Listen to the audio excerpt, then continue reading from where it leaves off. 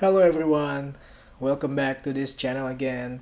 So for today's session, we're going to discuss how you can utilize a filter function.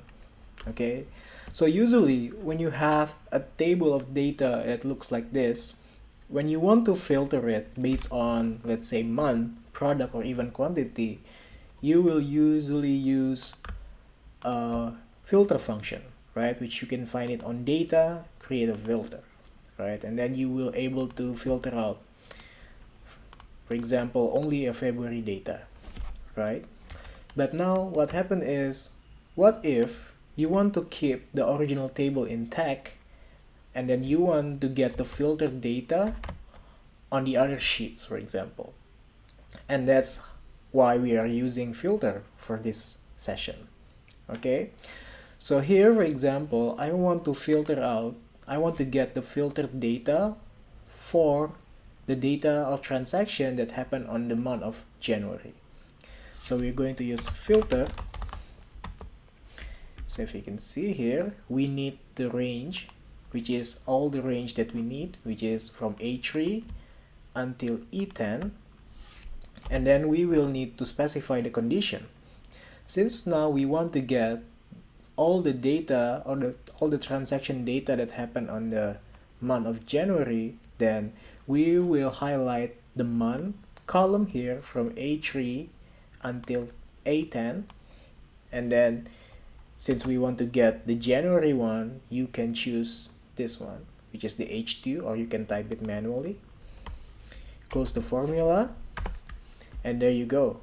Now you get all the data only for a January, right? And since we are filtering out based on the column H2 right here, it means that whenever you change this, you will able to get the updated data. So if I choose February, it will show up only for February. If I type it March, it will only show up March, right? And not only that, actually filter function allow you to use a multiple condition, right? So previously we only choose month as the condition. So the next one I'm going to use two condition, which is transaction that happened on the February and also for the product C only. So I'm going to type filter again, and then again I will choose A3 until E10. I'm going to define first the condition 1, which is the transaction month A3 until A10, and then will be equal to the, let's close this one, will be equal to this one, which is H8. And then the second condition will be the product, which is because I want to only get product C only, right? So I'm going to highlight B3 until B10 equals to H9, and then close the formula. And there you go. I'm getting all the transaction that happened on the month of February for product C only, right? So this is like very efficient for you to get this data. So now I'm going to try another condition, which is transaction that happened on the month of March, and only if the revenue is higher than 150. So I'm going to type filter again.